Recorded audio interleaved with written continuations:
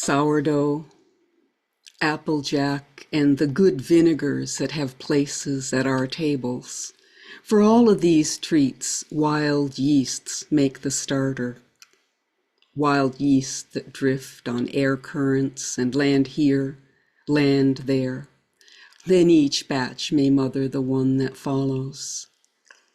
My first poem is from an earlier collection, Make for Higher Ground, and is the keynote poem for this collection, Sourdough, because it has seeded so many of the poems that came after it. 40 days. From deep within the rows of August corn, a trill, vibrato, every other living voice is still for just a breath. Entangled verge beside the field, in trees, among the ears, cicadas well concealed.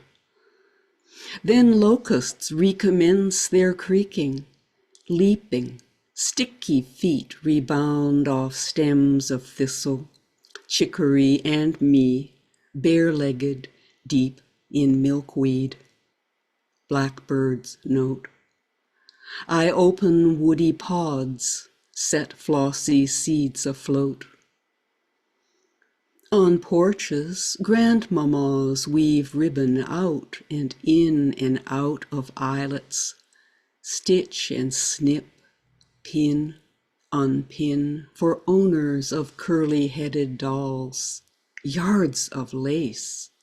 They're fastening the ends around the tiny waists, while grandpas speak in adages, chaw, lament the fish that got away, ayup.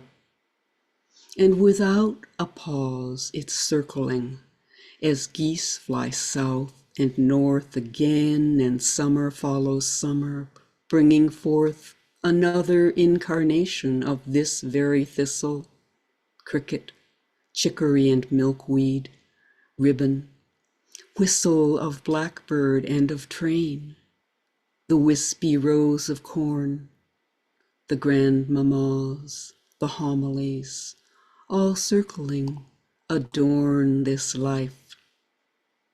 Cicada trills again from spot unknown. Ayup, it's 40 days till frost, grandpas intone.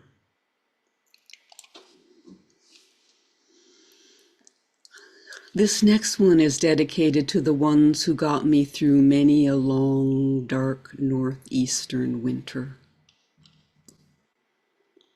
Radio Man.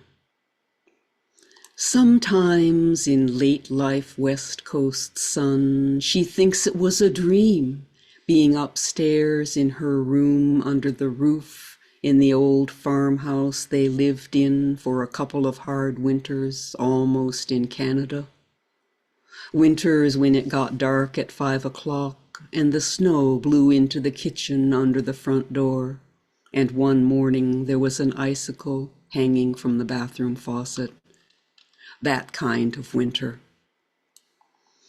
Well, in this dream, or not a dream, she's got her parents' big old Philco in her room, metallic purple with a lighted dial, and when the needle finds the perfect spot on this old Westinghouse, she can catch the radio man, his honey, smoky voice just drifting her way up from Syracuse or down from Montreal, Chicago if the weather's right, or Detroit. And he plays blues and city music just for her through this old RCA, his smoky voice regaling her with tales about the songs, the singers, their lives, oh, their magic lives so far away from hers, but the signal drifts in and out on this old zenith.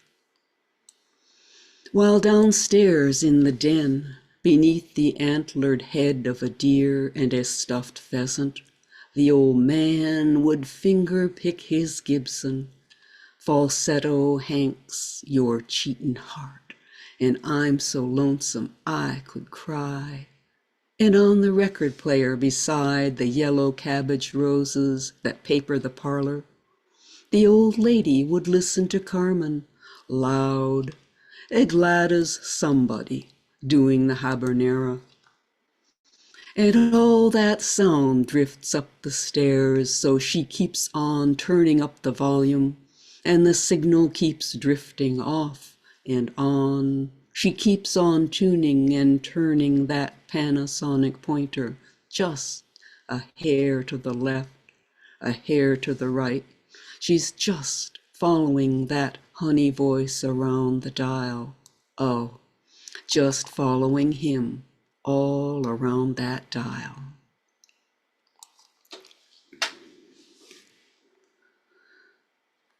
Pantoum on entering my 8th decade. An angel met me on the stairs and brushed me with one wing. One day I'll fall to meet my shadow. So much remains unwritten. She brushed me with one wing, said, I mistook you for another. So much remains unwritten, and my poet soon will leave me. She mistook me for another.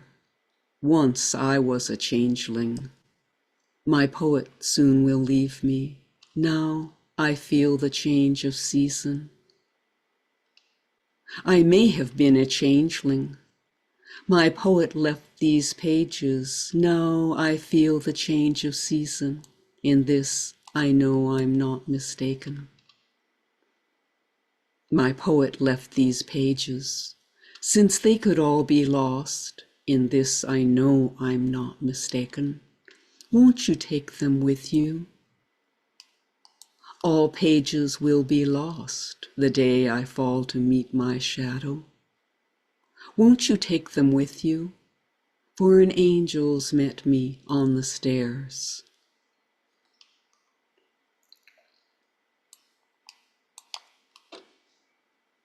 Obad.